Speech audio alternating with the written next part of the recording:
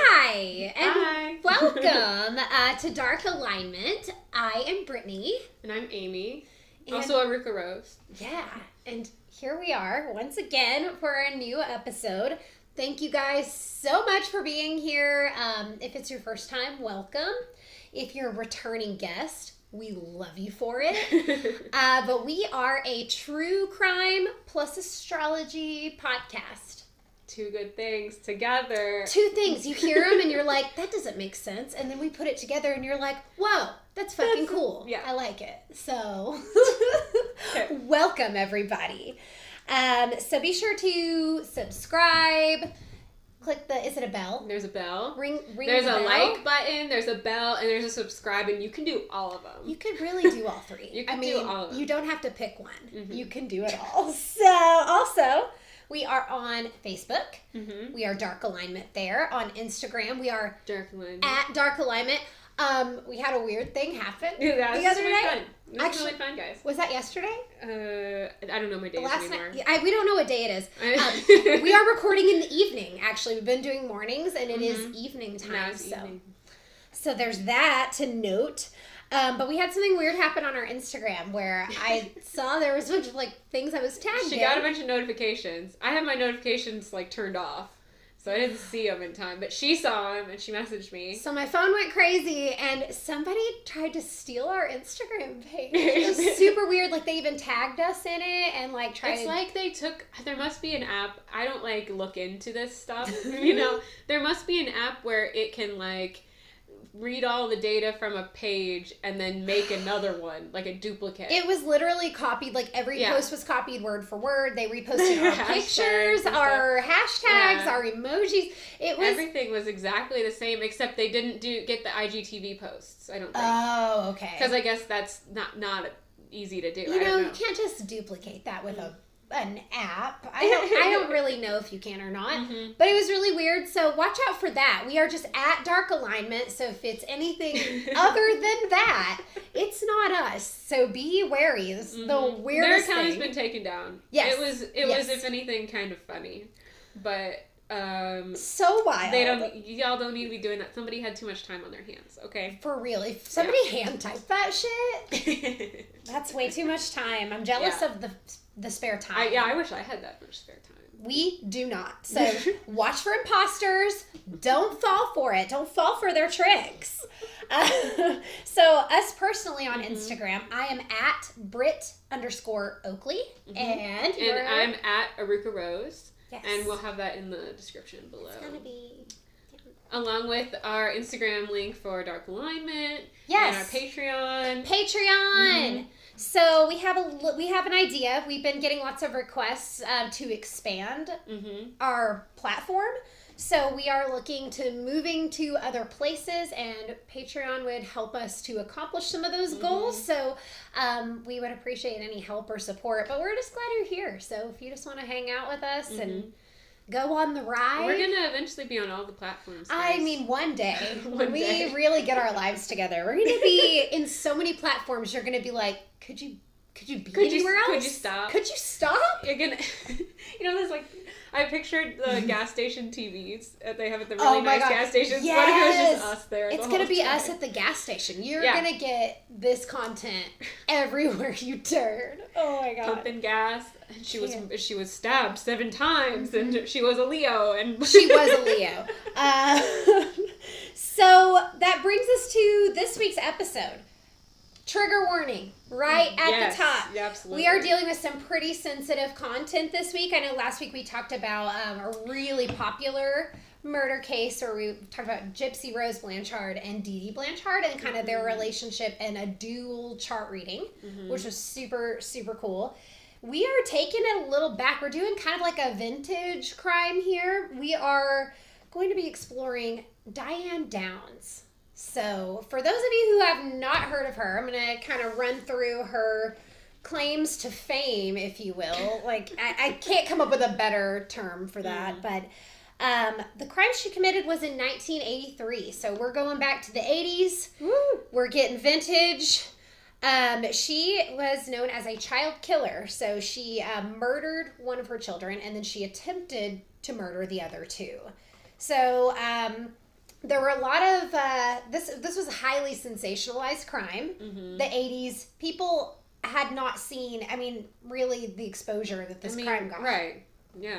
And a mother killing her children it defies everything we know when we think of a mother. It defies logic and kind of our capacity to imagine that. It's just unreal. I think in today's world, unfortunately, we have a lot more exposure to crimes like that, and we hear about it a lot more because just all the different media platforms that exist now that didn't exist in the 80s. And also what they would have covered on the news in the 80s is probably quite different than now. Yeah. So. Very true. So this sparked a lot of interesting media frenzies, one of them being a book by the infamous true crime author Ann Rule. There's a book. There is a book. It's called Small Sacrifices. So it is based on the crime. That's a good name. Another thing about Ann Rule, you may have heard her name before. You may have not. If you're into true crime, you probably have, because she actually is the one who wrote A Stranger Beside Me, which is the book based on Ted Bundy, who she knew personally. Okay. So that was a really, that's an incredible story. Her concept of like everything with her interactions with Ted Bundy, and while the crimes were being committed, and she was writing this book, and the stranger was literally beside her. Like literally, she had a personal friendship with him and was just as shocked as everyone else. And yeah, she needed to write that book. Yeah. So Ann Rule, fantastic writer. But this book, Small Sacrifices, turned into a made-for-TV movie. And guess who played Diane Downs? I don't know. I want you to think 80s. I want you to think feather hair. I want you to remember think nobody's blonde. name ever. Farrah Fawcett. Oh, wow. So, heavy hitter, Farrah Fawcett. So it's a good one. I've watched a few minutes of it. It's very cheesy. I was just kind of trying to get a feel for it. Yeah. It's very 80s. Okay. So good stuff on that. So this became pretty popular with just how wild the story was. So let's kind of get into Diane Downs and like the nitty gritty. So she was born August 7th, 1955 in Phoenix, Arizona. We have a birth time! I'm so excited. I'm so spoiled with What this. is the birth time? Do you know? Her birth time is 7:35 p.m. Okay. I have a solid location. I have a solid time. It's just great. This is exciting for us. We have not had the best of luck. I mean, I can do with a partial chart, but like this is much better. So that means we have houses? We have houses. Okay, that's the big. We have a vertex. We have like more defined aspects. It's great. Okay, so chart reading is going to be fire. So what's up with Diane? What's her deal? She is a divorced postal worker. So she's delivering mail, doing her thing. There's not a lot of information out there that I could find about her childhood. It all kind of is focused around this crime. Yeah. I think in the 80s it was one of those things that people were so obsessed with the act that she committed that they weren't really too concerned about the things leading up to it and like who she was and how she was raised. I don't think that was really kind of in the forefront. So couldn't find a lot of info other than she went to school in Phoenix, Arizona. She was enrolled at the Pacific Coast Baptist Bible College. Whoa. That's a mouthful. In Orange, California. But she was expelled after only 1 year for promiscuous behavior. Ooh. And she soon returned to her parents' house in Arizona. So what kind of school is this again that you said? Okay, let me read it one more time. Okay. Pacific Coast Baptist Bible College. Okay.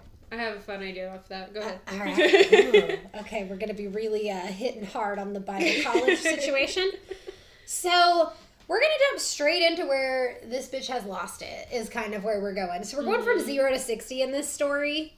So when Diane was 27 years old, she's a single mom. She has 3 small children. Okay. So she has Christy, who's 8. Okay. Cheryl is 7. Okay. And little Danny is 3 years old. So, May 19th, they get to the hospital. Cheryl is dead on arrival. Danny and Christy have both been shot at close range, and they are completely covered in blood in Diane's car, and she takes them to the emergency room. So she shows up at a hospital in Springfield, Oregon at 10:48 p.m. Okay. Immediately, I mean, this is panic situation. You have, I can't even imagine what that scene was of her arriving, and there's 3 just children that are severely injured.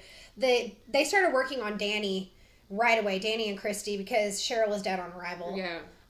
But the other 2, they were frantically working to try to save them. Wow. The police arrived on scene at the ER to investigate the homicide of Cheryl, because we've already got a homicide. Yeah. Danny was shot in the back, and Christy was shot twice in the chest. Twice? So, oh my God. And all of this, what's Diane up to? Meanwhile, what's she doing with her 3 children? like a mother who just had her children in the hospital. Yeah. You would assume, like, devastated, scared, worried, all of those things.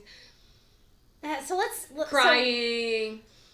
So Diane, she also has a wound. She has a superficial gunshot wound on her left forearm. Okay. So she has an injury, but it's injury that a regular mother would completely overlook when her children are dying. Right. Yeah. Exactly. So her story is fucking bullshit. So let's talk about that. Okay. She says she was visiting a friend that evening, and she had her kids with her, and they had, of course, because she was a single mom. Yeah. So they were heading home after it got dark, and according to Diane, the kids fell asleep, and for some fucking weird-ass reason, she decides to take a back road, and claims it was like a thing that they loved. Like, they love when they fall asleep and I take a back road. And, I mean, like, when I was watching this is what I wrote down. What the fuck is she even saying? Why do your sleeping children love unfamiliar, desolate back roads so much? They fucking don't. Like, no kid is like... And this is in the evening, right? Yes, this is like... They're not going to see, like, a nice view or anything. It's pitch black and gravel, and they're fucking passed out. They're not going to see anything anyway. According to her, they're asleep, so what... Yeah. So, I don't know what that story, and apparently she was rocking the fuck out to a song. While they're asleep. By Duran Duran. Oh. Called Hungry Like a Wolf. So before we started recording, I forced Amy to listen to this song. Because I didn't tell her why. And so she's been listening to the song with me, called Hungry Like a Wolf by Duran Duran, because that is the song that Diane was listening to at the time. Really good pump up music. It really pumps up the jam. We're gonna listen to it at one point in here. We're gonna play a clip for you. Yeah, I'll try to figure out a way to do it where there's no copyright issues. Oh, we should be. We don't want to get in trouble for playing any songs. I could sing it for you. No, PewDiePie has gotten in trouble for singing music on his.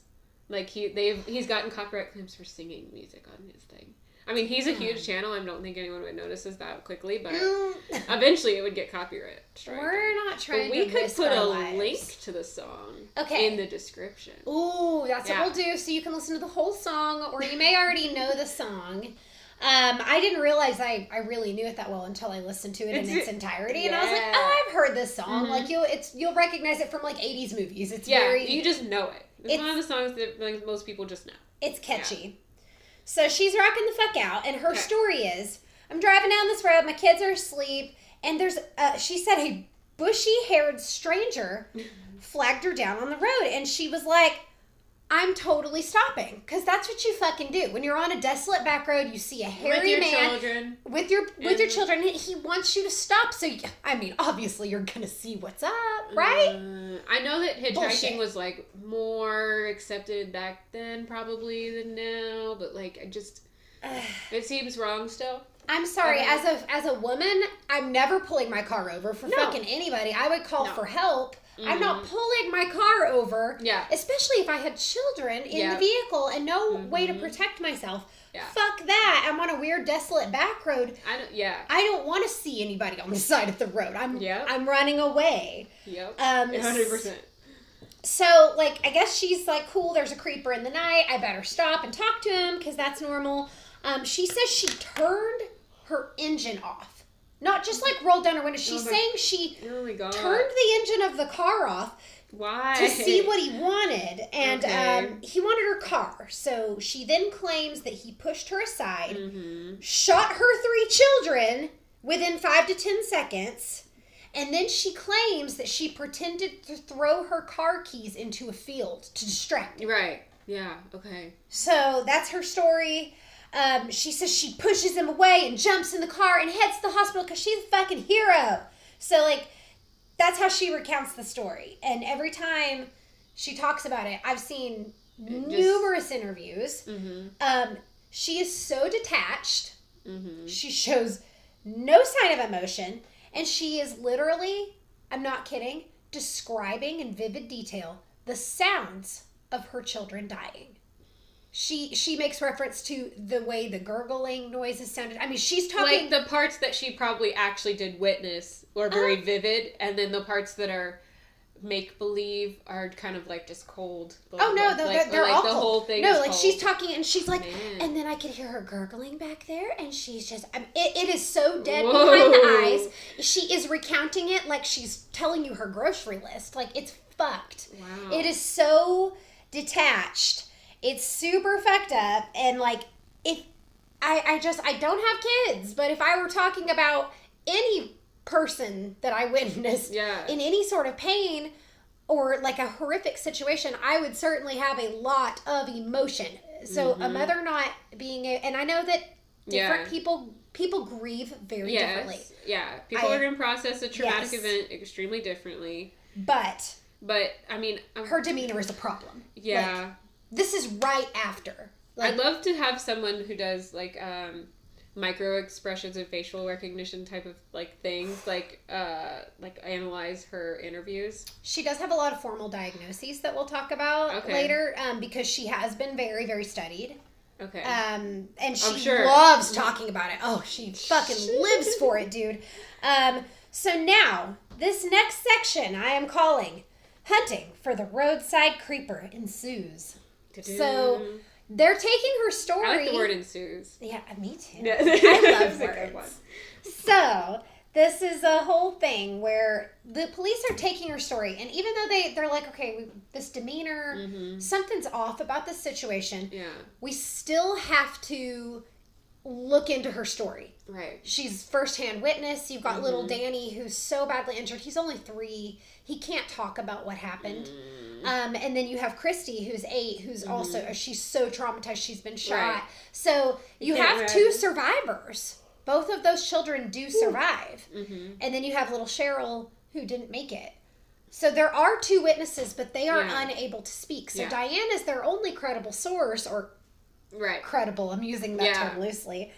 So they make a composite sketch based on Diane's shitty description of this hairy guy, and it's hilarious. So he's got some really sharp bangs and like lots of layers going on, and he's got this nice double chin and like a 5 o'clock shadow. Wow. And Diane described him as a male in his mid to late 20s, but he fucking looks 40 in this picture. So and he's got this like shoulder length hair, scraggly beard. So are you ready to see? Yeah, I gotta see this image.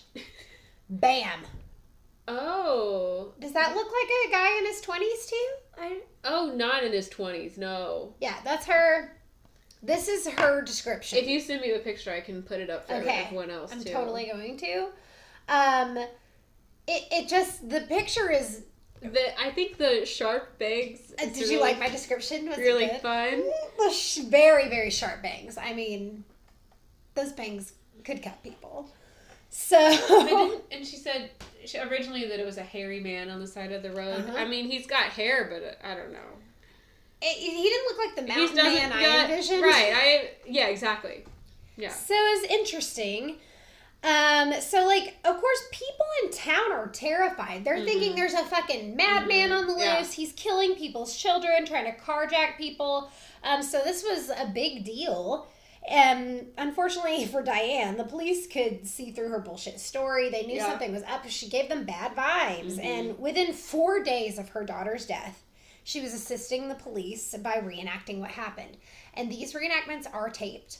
And I have watched them. Whoa. Talk about some... Okay, so... It's fucked. I actually, to get myself in the mood, if you will, I watched those reenactments right before. Right before I came over. To just kind of remind myself I've seen it. before, but I want it to be really fresh, just kind of like her demeanor and everything.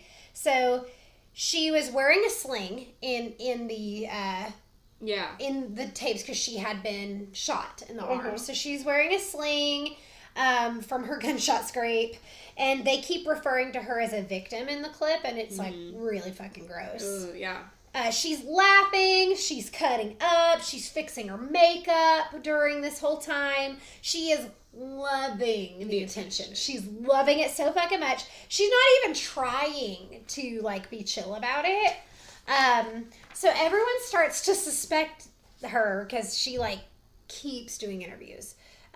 So she's creeping us all out. Like, bitch, stop it. Like, you're too much.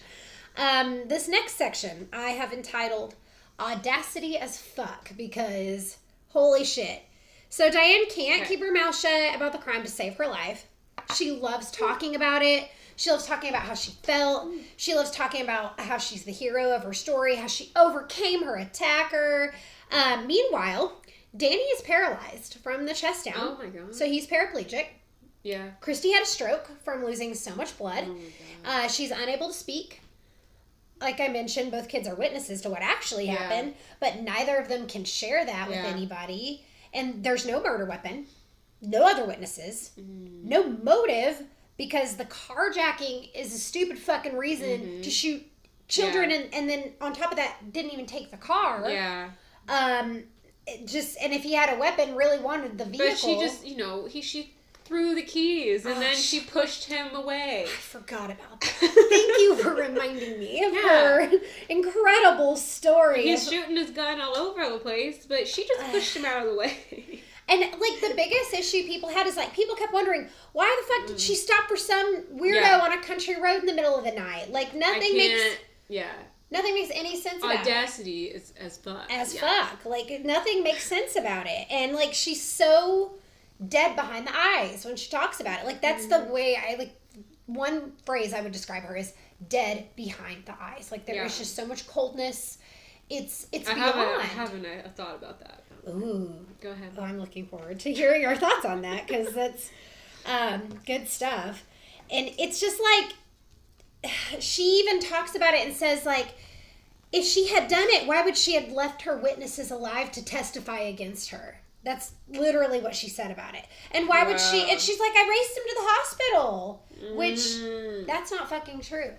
That's just her claim. Because a witness came forward and said, Diane was driving so slowly, his speedometer was barely moving when he was behind her. So, super fucked up. So she's like, driving slowly as her children are dying in the back seat, which is like, that's so fucking horrible to even imagine. It's heartbreaking. It makes me want to cry.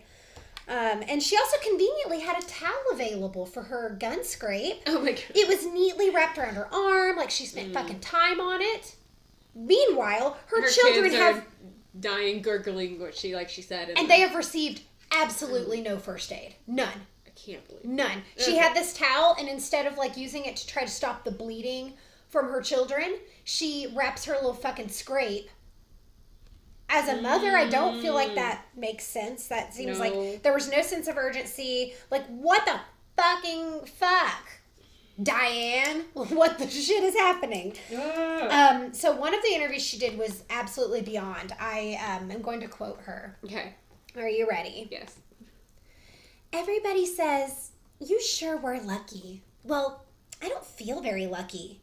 I couldn't tie my damn shoes for about 2 months. And then she goes on, like, cackling and laughing and complaining about the scar on her arm and how it was such a bad night for her. I feel so bad. Then she goes on to say that she thinks her kids were lucky. And then she says, if I had been shot the way they were, we would have all died. What is that? Excuse me, bitch? Because then she couldn't have been the hero. I mean, if she had a more serious injury, they just would have all died. Are you fucking serious? That's awful. Yeah, so she has no remorse, and more than anything, she just, like, talks about how haunted that she's going to be for the rest of her life from this experience. Like, and there's no evidence, really, of her being the killer. Police still can't find a gun. They don't really have a motive at this point. The gun was actually never recovered. So, let's get to the fucking evidence. Are you ready? Yes. Because I'm taking notes while you do this. I'm cracking up at myself because I named this section. What did you name it? Dirty Diane's Dirty Diary. Dirty. So dirty. I mean, I can't even say it. Dirty Diane's Dirty Diary. So the police finally find something that gives them a motive. Mm-hmm. So they find her hot, steamy diary where she goes on and on about some guy named Nick. And Nick is spelled with a K. Mm-hmm. Okay. Let's talk about that. What do you... Oh, like just a K. Like I was going to say, K-N-I-C-K. Okay. Like, starting with a K. Nick with a K. Okay. So like night, but Nick. K-N-I-C-K. I messed it up twice. All right. I got it. I was like, first, Nick with a K. I'm going to draw it. We need a whiteboard. We got N-I-C-K, and then you said it. I was thinking, okay, just a K. K-N-I-C-K. But K-N-I-C-K. K-Nick. Is his name. So Diane... That's like putting... You know, I just had this idea. Natalie, but like with a G in front. Like a Nat. Natalie. So if you are having a child that you're considering naming Natalie, maybe put a G in the front. That's hot tip. Hot tip from us about naming babies. Okay, go ahead. And so... Diane's hot, steamy diary indicates just how thirsty she really is. Okay. So this guy, Nick, with a K, they used to work together at the post office, but there's a problem. Yeah. So Nick is married. Yeah, so he's not available. She wrote about him every single fucking day and how bad she wanted his attention. Nick didn't really like kids. Definitely didn't want to be a father to her kids. Mm-hmm. So... when it came to getting that D, she saw her kids as a burden. Like they were the one thing keeping her from the relationship of her dreams in Diane's mind. Mm. So once the police have this evidence, Danny and Christy are immediately placed into foster care. So neither of them are still able to speak about the crime at this point. Mm-hmm. Danny's so little, Christy's still very traumatized, and she's partially paralyzed as well from her injuries. But police are still hopeful that when she gets healthy enough that maybe she's going to be able to testify. So they're really holding out hope, thinking that maybe that's a possibility at this point. Mm-hmm. So finally Diane is arrested about 9 months after the shooting. She's charged with 1 count of murder, 2 counts of attempted murder, and then 2 counts of assault in the first degree. So Diane pleads not guilty, and when she shows up in court, she drops a fucking bombshell. What? She's pregnant! Oh my god! Yay! I saw when I was looking up her info that there were 2 other kids after this. So there's actually only 1. Well, it said that one was like a surrogate thing, and then it said that one was one that she gave up for adoption. But I could double check because this thing also gave me a different time for the time she appeared at the hospital. So I could double check. So I've seen interviews with the one child. So I don't know about any surrogate situation. Doesn't mean it didn't happen. I looked at it, it said that the name for the kid that she had that was up for adoption was Amy Elizabeth. Yes, which is that was her original name. But she changed her name once she was adopted to Becky Babcock. So we'll talk about her. Okay. I've seen interviews with Rebecca. Well, we have a whole section about her too. Okay. So. And then for the other kid that was the surrogate one, it just said private information. Huh. So I don't know. I wonder what that is. That might be like records that aren't available. I don't know. Maybe I don't know why on this site that it mentioned it. If you don't know about it, it certainly hasn't been like readily made available or publicized. But that does not mean it didn't happen. I mean, Diane Downs is. You guys can figure it out. Y'all, if you are a sleuth, please fucking give us some info. We would love to feature it and do a follow up where we kind of recap. Yes. Any hot info, any hot goss. Hot goss. So, Let's see here. Where were we? Go ahead. Oh, yes. Okay, Diane's pregnant. And of course, guess what? What's the first thing that you would do if you were Diane Downs and you were pregnant?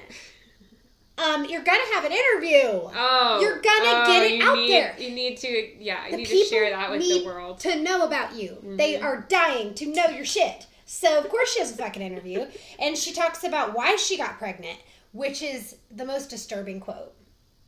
She says she misses her kids so much, and goes on to say, direct quote, "You can't replace children, but you can replace the effect that they give you. They give me love. They give me satisfaction. They give me stability, a reason to live, and a reason to be happy." And she finally ends her rant by saying, "Children are so easy to conceive." What a fucking bitch. There's so many things wrong with that. What a fucking bitch. Oh my God. So she wanted kids not to love them, because but for them to love her. Create such a great feeling for her. Yes. Yes, that is her whole reason, is she wants someone to love her. So no one actually knows who fathered that child. She does give birth, as we mentioned. It's a baby girl. All right. But supposedly, rumor mill, hot goss. That's my favorite. Hot goss. So supposedly she seduced a guy on her mail route by showing up with some whiskey and the promise of smashing. So, I mean, she wasn't unattractive. So the guy was probably like, okay. The pregnancy was used as like a bartering tool for her during her trial. So, the trial to end all trials. Cue the drama. So, the tiny blood-soaked clothes from the children were shown to the jury. Oh so, this was like really emotional trial. Well, they gotta get the effect across. Like, they played Duran Duran's Hungry Like a Wolf for the jury to hear. Whoa. And of course that was playing in the car. And it was super gross because while the song is fucking playing in the courtroom, Diane she is jamming the fuck out. No. She is rubbing her stomach and tapping her foot. Yeah. She's getting it because she's a fucking monster. And the jury absolutely hated this bitch. Like, I can't even imagine. Finally, the room goes silent because 9-year-old, I have chills. 9-year-old Christy Downs enters the courtroom. Okay. She's a rock star. She gets on that stand, and when they ask her who shot her, she emotionally says, "My mom." Oh my God. Wow. Diane was blown away because she really thought her children were going to protect her. Yeah. She really, really... Because they love her. Mm-hmm. Yeah. So the testimony completely seals her fate. June 17th, 1984, Diane is found guilty. She is super pregnant at this point, too. Yeah. Like, about to pop. She gets a psychiatric evaluation after court, and she is diagnosed with 3 separate personality disorders. So I'm going to run through them very quickly. So, narcissistic personality disorder. Okay. So, she has an inflated sense of self and her own importance and a deep need for excessive attention, lack of empathy. She needs that admiration and validation all the time. Okay. She's diagnosed with histrionic personality disorder, which is one that I was not super familiar with, had heard about it, but that was one I didn't know much about. It's like dramatizing things, right? It's a pattern of excessive attention-seeking emotions. Okay. It begins in early adulthood, typically. It includes inappropriately seductive behavior and an excessive need for approval. So that's tough. And lastly, antisocial personality disorder, which is being a sociopath, essentially. So just no regard for other people. That's a really... So this is our first confirmed sociopath chart. Confirmed. Actually, I believe Eileen Warnos was our first confirmed. She was confirmed too? Yes. Okay, I'll have to compare them later. That would be a really interesting comparison. Maybe I'll make a video. A video for Patreon subscribers. So they do consider her to be a sociopath. So she knows right from wrong, but she doesn't give a fuck. Yeah. She has no ability to care about that, to empathize. She still has no remorse. So the core feature is when you have a person that can't identify with another person's feelings. And Diane repeatedly displays herself in public And it's obvious that she has no emotional connection to her kids at all. Yeah. Like, aside from, like, the validation she gets from them, there's no connection. She's sentenced to life in prison, and her 2 surviving children are adopted. And they're adopted by the prosecutor, who helped send their shitty fucking mom away to rot in prison. Wow. Where she belongs. So... I mean, if you were wanting to adopt and you were involved in that whole thing, like, it'd be hard not to... These 2 precious little children who are permanently disabled. Wow. With this monster of a mother. So they were adopted. I thought that was a really touching part of the story. But what about baby number 4 that we mentioned earlier? Baby Rebecca. So, Diane publicly protested people taking her child away, you know, when she's pregnant. But the court says... Nah, bitch. We taking your baby because you're a shitty mom. Yeah, so, you can't. So let's talk about her birth experience. Okay. I mean, she couldn't have had the baby around much anyway. She was in prison. Exactly. But she's taken to the hospital and she is shackled to the bed. Okay. And they induce her labor. So she gives birth 10 days after she's convicted. Whoa. That's how pregnant she was. Whoa. Okay, so, all right. And baby Rebecca is born. They take the child from her immediately, June 27th, 1984. Diane named her, as you mentioned, Amy Elizabeth. Me and my sister's names? Yes. Yeah. And then Diane is, like, back in jail within hours. So right after giving birth, they're like, let's get this baby out of this monster, and let's send that fucking monster back to jail. So, as an adult, Becky Babcock...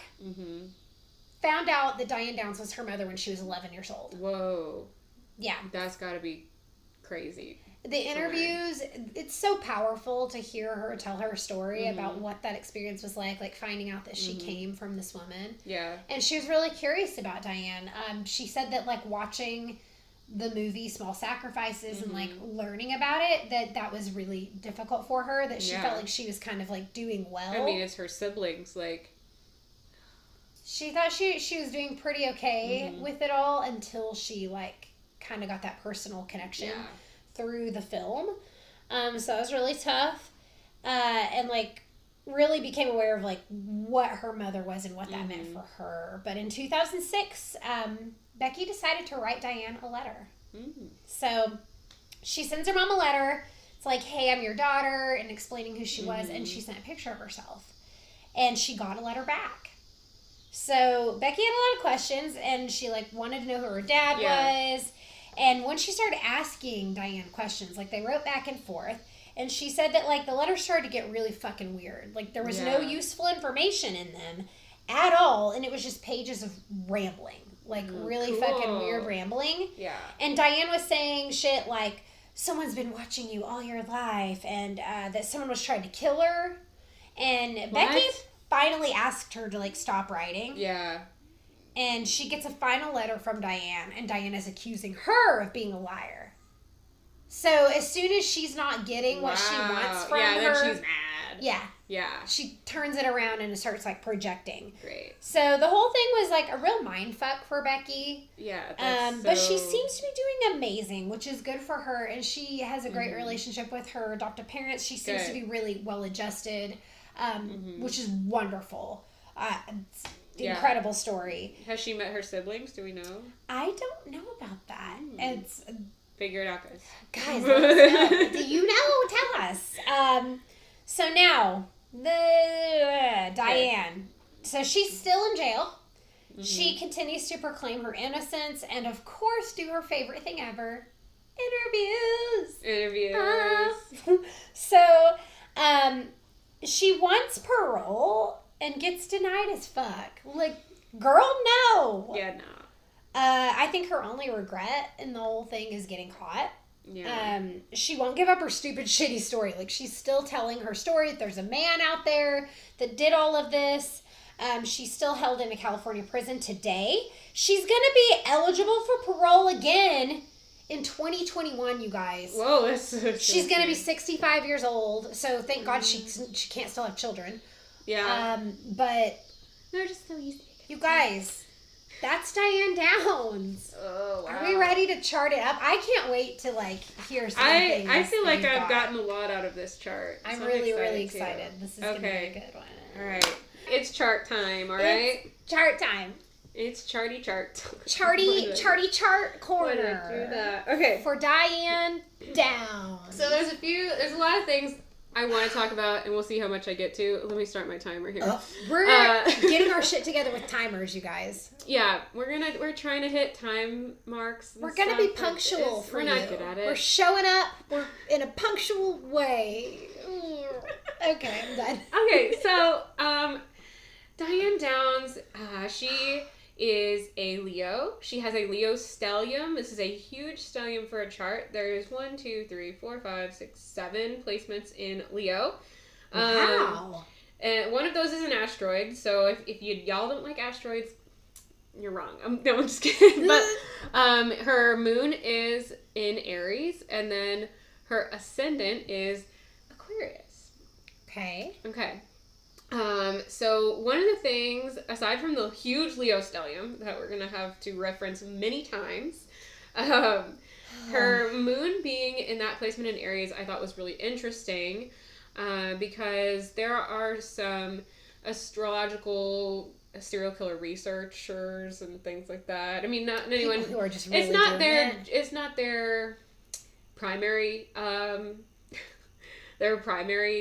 focus, but there are people that have posted research they've done on serial killers and astrology. So the most common placement out of many known serial killers for the moon to be is in her placement. Does that make sense? Did I word that well? Okay. Yeah. No, is this that graph that we looked at earlier? I showed her a whole graph. I saw a graph, you guys, and there were bar charts and colors, and it was wild. What I'm talking about is in tropical astrology, there's something called decans, and so you split each sign up into 3 sections. There's a similar thing in Vedic astrology where those are called nakshatras, and you are splitting them into 3 sections.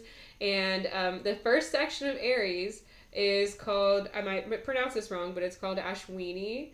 I think you pronounced it perfectly. Ashwini sounds exciting. It's Ashwini. If you want to look it up. I mean, yep. Clearly. And it really does embody that impulsive kind of don't quote me on all of this, but more that really kind of aggressive side of Aries. There's fire. It's Aries moons in general are more common amongst the serial killer community. They have their own community. But this one is the strongest point here. So I thought that was really interesting to see. Okay. So there was a lot more though. So we got. Where do I want to start though? She's something else. Oh yeah. Okay, so her Leo stellium is in the 6th house, exactly opposite her ascendant in Aquarius. So already you can imagine a lot of ego issues here. So we have a lot of focus on wanting to be herself and be vibrant and be exciting and get attention and a poor issues in Leo can make you very egotistical, very focused on yourself. It can bring out narcissistic tendencies and histrionic tendencies because it's almost kind of life is like your play. Ooh, she definitely embodied that for sure. And then, I'm seeing in contrast to her ascendant being in Aquarius, your ascendant is how you come off to people. It's your view on the world. It's your karmic lesson in this life. Okay. So this is, my ascendant is in Aquarius, so and that's like a sort of a detached. It's a more detached placement. Yeah. It can make you come off cold. Okay. But I know that's not necessarily true for people. It can depend on a lot of things, but it's definitely an element that's going to play into it. Like, so if she's got all this Leo energy, which is the opposite, right? She's going to come off like kind of dramatic and like all of these things and like she into does. herself. But also there's going to be a cold element, like you were saying. She just seems, and that's how she comes off to other people. Yeah, is that just dead behind the eyes, totally detached. Yep. No emotional connection, just that, it's so weird. Y'all, you really need to watch just like a 10-second clip of her talking, and you will feel it right away. It's beyond. I also thought that it was interesting that her Leo stellium is in the 6th house, because the 6th house is, like I was saying in, I think, the last episode maybe, it's the house where you're supposed to be caring for others. Oh, yeah. It's the house where you are... like nursing, you are paying attention to detail, you're putting in the work. It's also the house of enemies. It's almost, it's kind of like how that energy goes bad. So she has a lot of energy in that house where it's focused on helping others, but also House of Enemies. And I thought that was just interesting. Very interesting with her whole dynamic with that. And with her children and kind of how she viewed them. And then that's... it's like she was there to serve them, but they were her enemies. It's just, Wow. And Leo again, I mean, I actually haven't said this yet. So Leo is also a lot about children. Like, really? Yeah, like I did not know that. Leo is think abundance, the sun, big happy family, having everything you want, like the middle of summer, like the peak of everything, if I think it's the 10 of Wands maybe on the tarot, and it just looks like you're walking into this huge celebration, like a feast in the middle of the summer. Like it's just that's kind of like it's like a summer block party that you got invited to, and it was a potluck. But that's like you, fucking awesome. Life. You are the potluck of your dreams. Real, like I said in the last episode too. Like Leo, there's a lot of this romanticism with it involved with it, and that's kind of part of like you're imagining life as just this abundance. And anyway, it can be really cheery placement for a lot of people. I mean, it sounds great in theory until it's Diane Downs. It can go bad because it can turn toxic. Like you can be masculine, but you can be toxic. You can have toxic masculinity. Yes, you can. Don't do it. Yeah, so you can be a really happy, great Leo, but it can get toxic where you're just very egocentric and you got issues, man. Sometimes you go too far. True. Okay, so she also, one of the things here amongst many things she has here, I won't go through all of them, is her Vesta. And I've noticed when people have Vesta conjunct their sun sign, it makes them like very devoted to themselves. So she is her own first priority. So she's gonna have other things going on. That can be positive. If she wants to do something and she feels like it, like she's gonna make sure that happens first.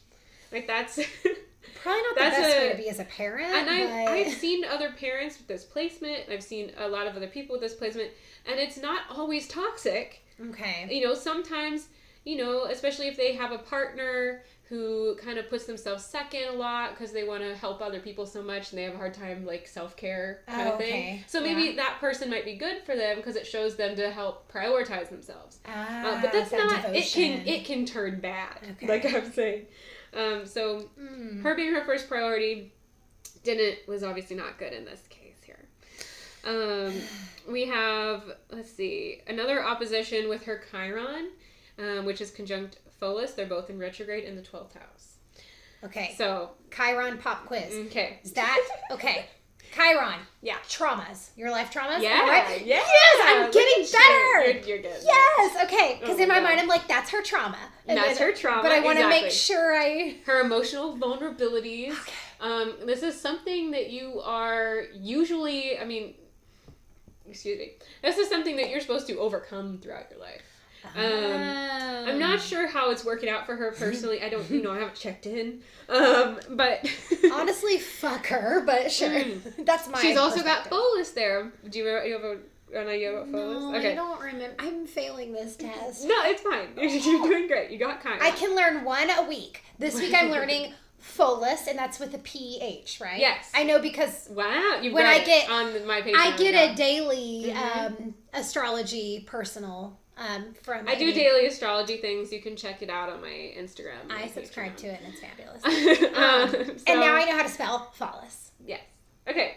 So this asteroid, Pholus, is about really taking something to the max. Like, you can overdo something really easily wherever Pholus is on your chart. It can be for good or for worse, depending on how it's aspected and where it is. Okay. So with this being by her Chiron, this is like, she is really tripping herself up. She's causing her own problems. She's taking things way too far. Based off her trauma. Hello, interviews. Yep. Stop it, bitch. Interviews, and also, I'm emotionally hurt. And I want this. I'm my own first priority. So I'm going to kill my kids. Like, that is her taking it too far based off her own trauma. I did read that she was emotionally abused as a child. There was an accusation of abuse. Okay, in her childhood. I did make a note of that her father abused her when she was 12 years old. It came up on that same site that I told you about earlier. Yes, she did make this claim. I'm sorry, I skipped over that. You're I was good. really distracted by the Pacific Coast Baptist Bible College that she attended. Oh yeah, and I asked you a question right then. You're good. Well, the thing about the abuse was first, so it was 100% me skipping something. I don't know, but there's no like. It doesn't say whether it's like verbal abuse, mental abuse, sexual abuse. Okay. Like, there's no specific, just general Okay. abuse. So that could be a lot of different things. We could speculate if we wanted to, but I'd rather not. I mean, I'm good with that. Her perception was that she experienced some form of abuse, and as we know, perception is reality. So she believes she experienced abuse.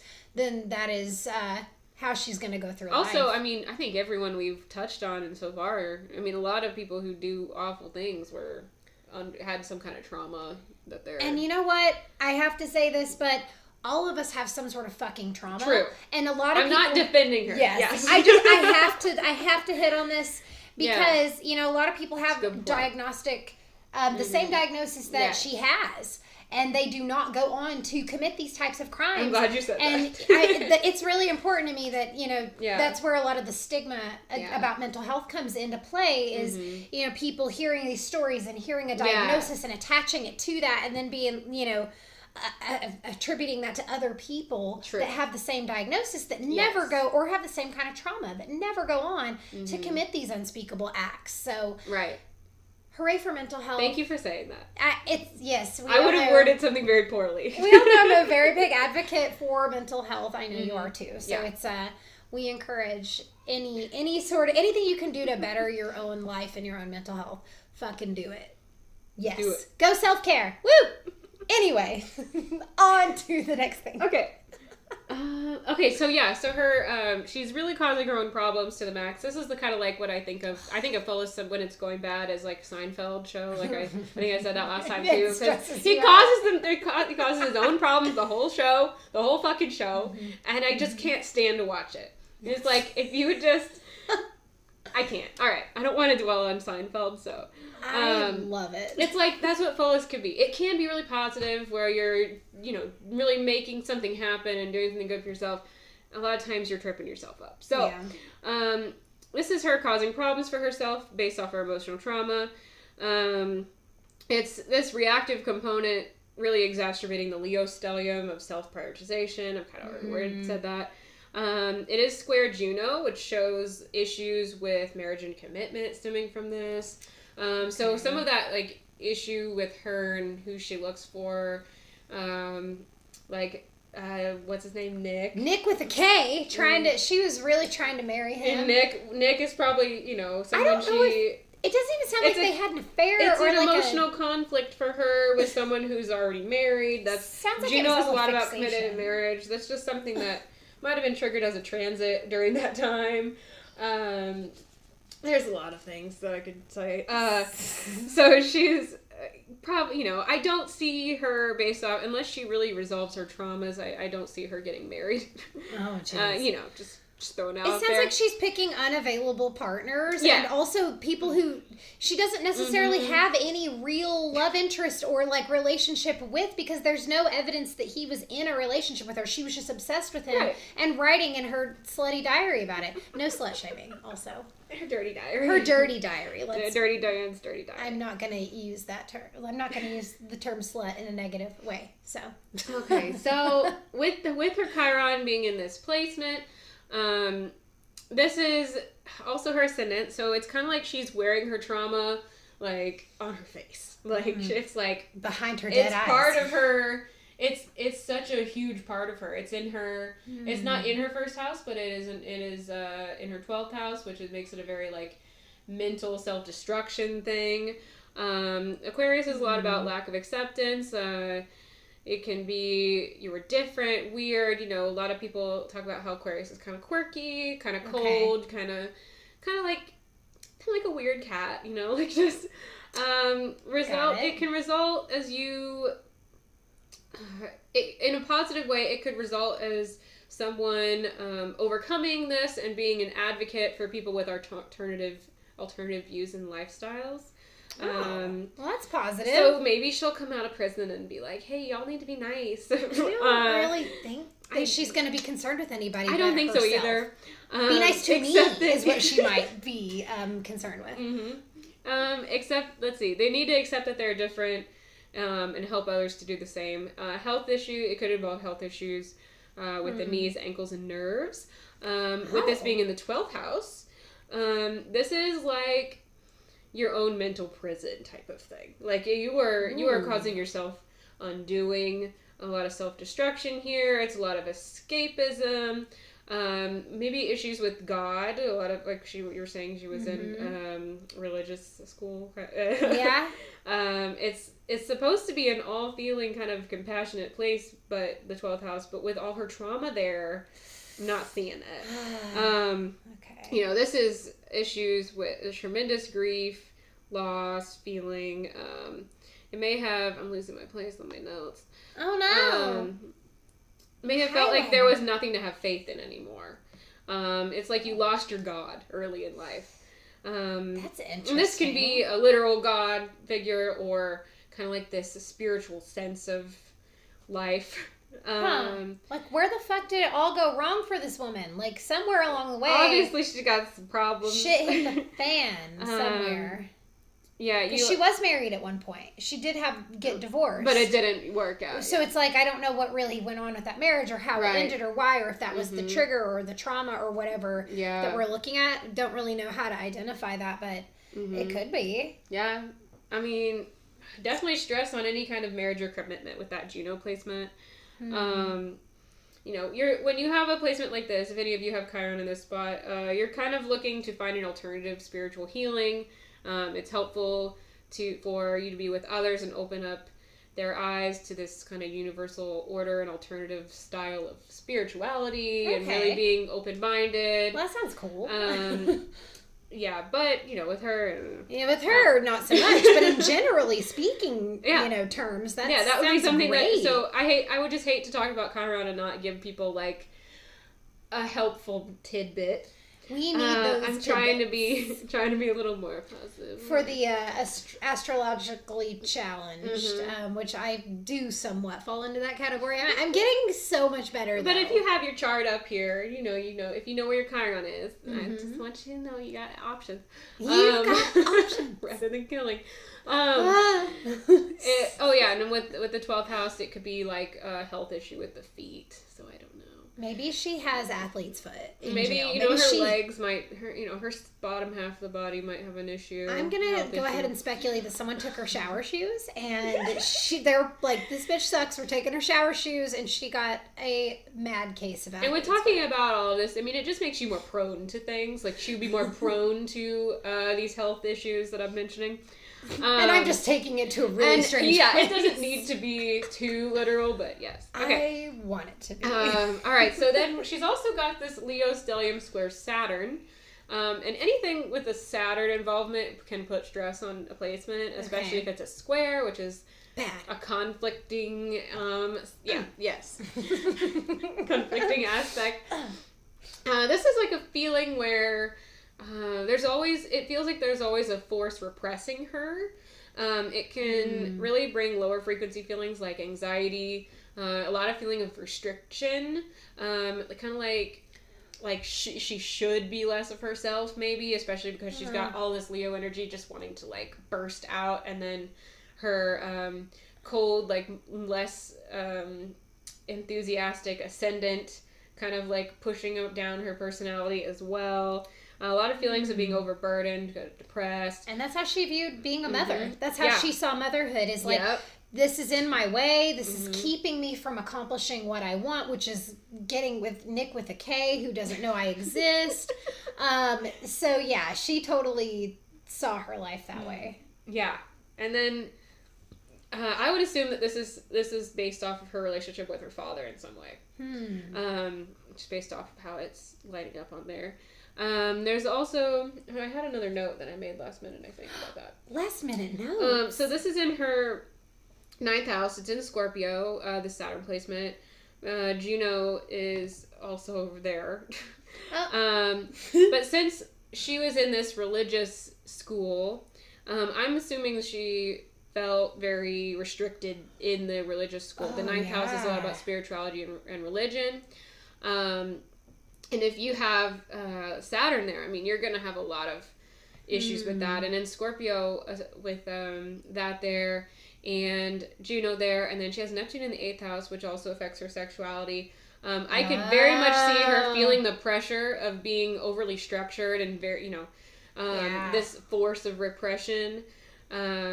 Really creating an environment where she's just going to try to flip that energy on its head, being in Scorpio, and be very sexual and intense and defiant. Yeah. Neptune in the 8th house can also show a lot of deception in someone. A lot of tendencies for deception. A lot of interesting sexuality, intense sexuality. Yeah, and also with this in her, just a side note. Ooh, I like the look on your face. I was like, oh, do I want to mention this now or later? This is going to be juicy. Okay, I think I mentioned this to you already. Okay, so Neptune in the 8th house, whenever's in your 8th house, kind of gives hints at how you'll, at your death. Oh, yes. Yeah, so her having Neptune in the 8th house, however she dies, will probably be initially in a mysterious way. So it'll be like, some weird thing happens and we're not quite sure what happened, and then we have to figure out how she died. It'll be kind of like a mysterious type of death. It might not be forever mysterious. We might figure it out, but at least initially it's going to be mysterious. Confusing. It's going to be weird. She also has Juno in the 8th house, so it could have something to do with a commitment or like a marriage or something. I don't know. But Neptune is the big one you want to look at for interesting. Alright, back to my original notes. Yeah. So I have fun theories on that we won't get into because they're very stupid. And also completely untrue and not fact-based whatsoever. Perfect. Just my own fun ideas of commissary self-poisoning and weird shit that nobody... Oh yeah, we had some ideas. Like, I was also saying earlier that like Neptune in the 8th house, they should be careful of not accidentally poisoning themselves, because you have... Neptune is kind of like escapism, people are looking towards drugs and alcohol and things like that. Oh yeah, the bad prison hooch theory. Yeah, that was my joke earlier. So I was saying that like she could accidentally be poisoned through get alcohol poisoning or a drug overdose, or accidentally poison herself in some other way, mysterious way. But then I was thinking, well, in prison, what is she gonna get at? Yeah, like, something like in commissary or prison hooch, which is some poisoned prison hooch, maybe. She overdoes it. She over ferments that toilet wine, and I don't want to think about it anymore. It's fucked up. Okay, sorry. Okay. All right.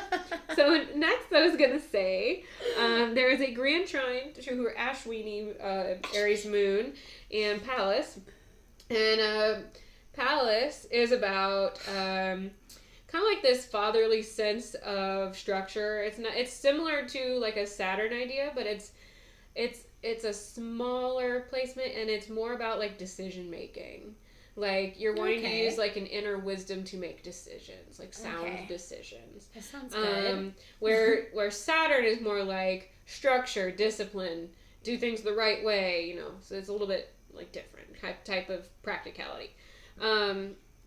So with this, it can be, she's very prone to violent and emotional decision making, especially related to. I think this probably came from her relationship to her mother in some way.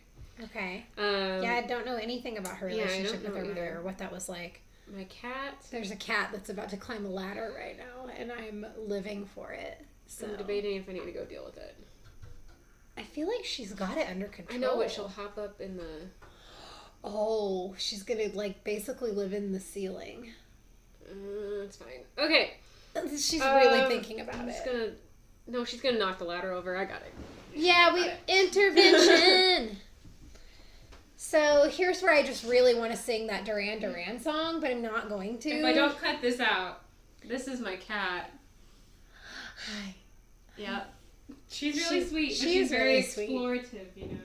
She wants to do cat stuff. She's like an Aquarius. She's actually an Aries. She's not like, she doesn't have cat-like detachment. I think that she's a very warm, like, she's more like a dog energy. I actually have her chart.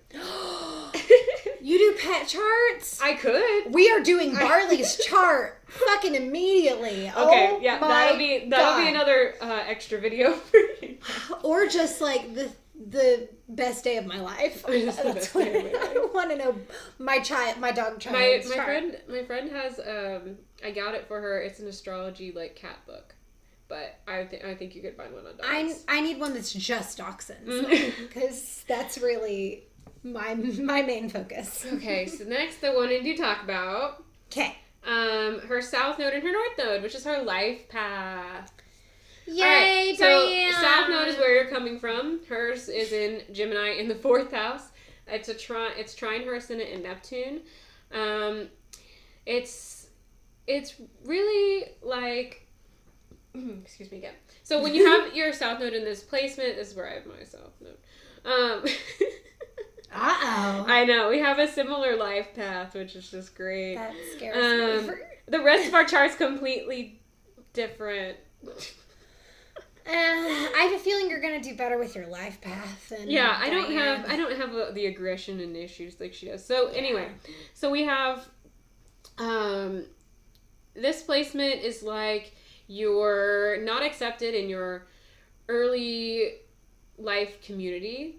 It is kind of like this feeling like you are like you're a young kid and you know everybody's having a great time at home and in their little neighborhood and everyone's playing and stuff, but then you're just not accepted as you get older. You're seen as like too much or too this or too that, like an outcast thing. Yes. Okay. And then throughout your life, you're meant to leave that place and you're outgrowing it, basically. Okay. And you're kind of like ascending into this like newer and better life where you find acceptance for yourself amongst other communities and like rising above the situation. So like really coming into your own and finding into freedom, your personhood. And, okay. Liberation. And it can really create these cravings of of freedom, and it can also hers is in the her north node is in Sagittarius in the 10th house. It's trine Pluto. Lilith is there too. I forgot to mention that as I started talking.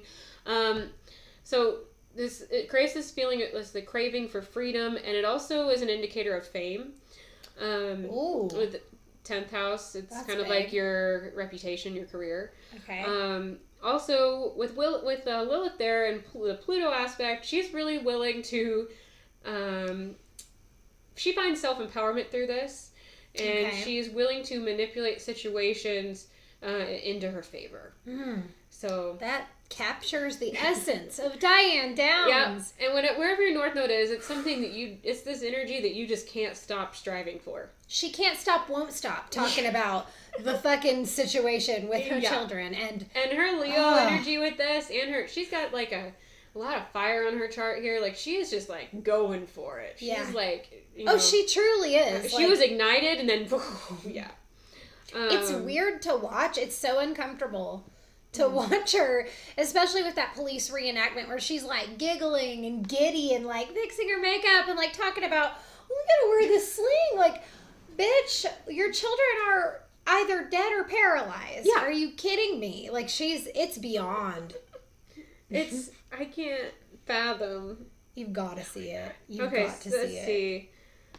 I'm also going to pull... Okay, here we go. I'm going to talk about her Ceres placement. This is another asteroid, guys.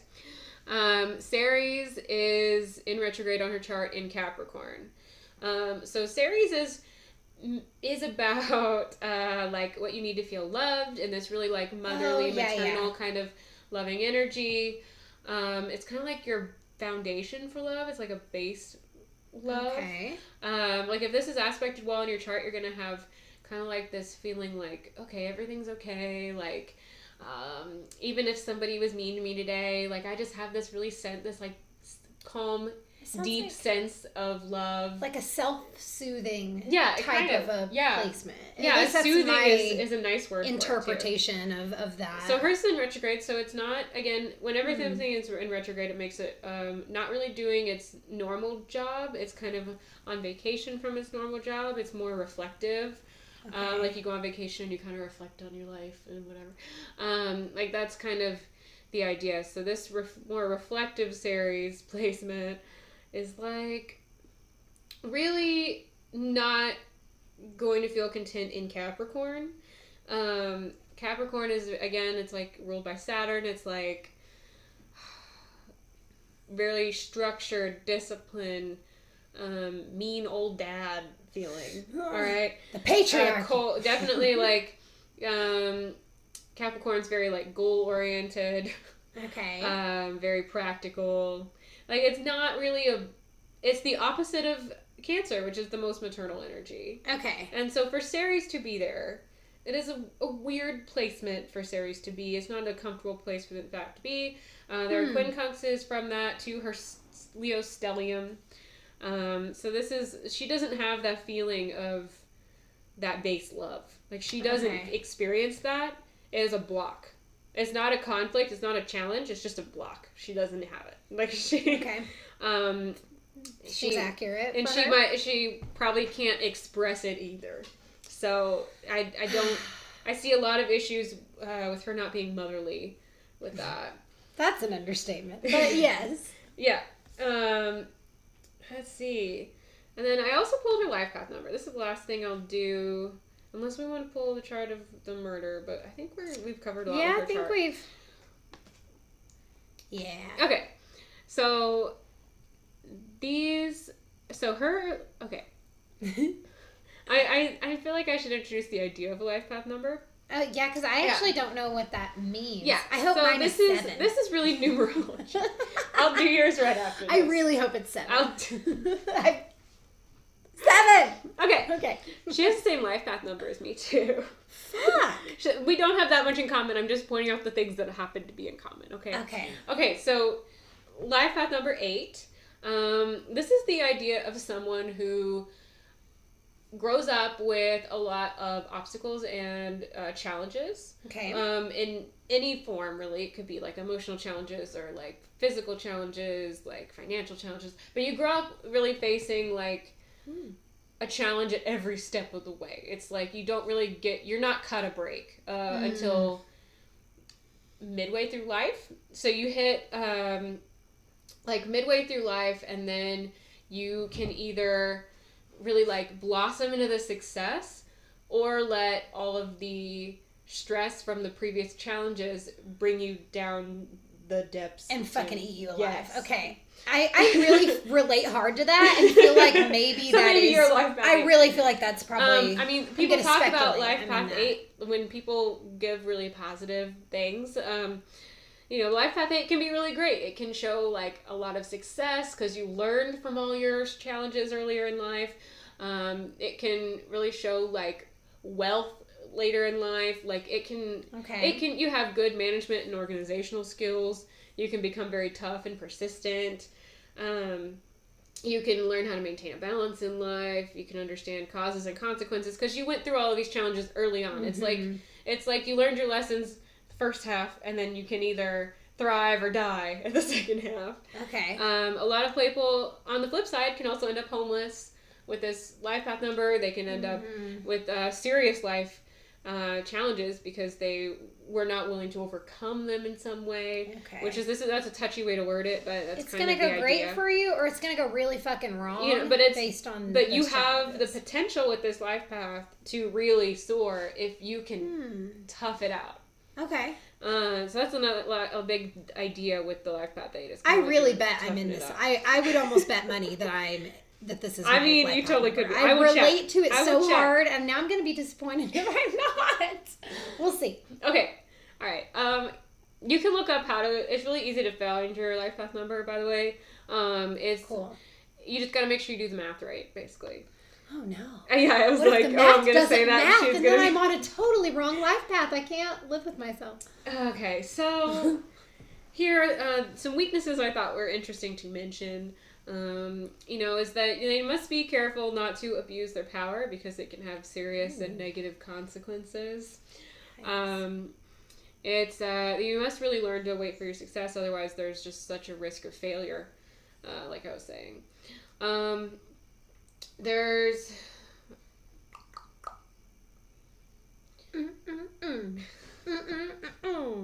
I was really wondering about her financial situation throughout all this reading. Yeah. It's not really talked about. Because of her second house and all that, I'd be curious to find out. I can speculate on the fact that she's a single mother and her job is a postal worker. Like, I feel like postal workers make a decent wage, but when you're supporting 4 people on that income, I can't imagine that it was very... Right. They weren't big spenders. They weren't living a lavish lifestyle. Watch her write a book later and make a lot of money. Yeah. Okay, so God. I don't think she got shit for the made-for-TV movie. Good. Farrah Fawcett made money, I hope, though. Yeah, she should have it. Because she has great hair. They can also think highly of themselves, and they can be moody and picky. Accidents and health problems can slow down their development. So there's just a lot of things I thought were really tying in with her life path as well. I haven't looked up the life paths of the other people, but I might keep doing it. Yeah. It's kind of a fun little if you like extra the life general path, thing. Let us know if you find that interesting. Yeah. I definitely did. I learned a lot today. Yes, I did too. I had a lot of fun looking at her chart. Yes, I was excited about it. So did we finish her chart? Is she? Yeah, I'm good. You I guys touched on pretty much all the little notes I took. I mean, I could keep talking, but we are at time. Yeah, we are at time. Y'all, that was Diane Downs. That was a really wild story. We have a really crazy story coming next week. We're not going to spoil it for you. We're not going to tell you what it is. No. But we are going to tell you that it is a almost unfathomable situation. So please tune in for that. You won't want to miss it. Again, stay connected with us. Make sure you subscribe, like, follow Instagram, Facebook, Patreon, all the things, other platforms eventually. And then that's all I've got today. Do you have anything else to add? If I did, I forgot. Well, we forgot anything else we were going to talk about. So, you guys, you're awesome. Keep being awesome. Love yourselves. Do what you need to do for yourself. And thank you so much for being here.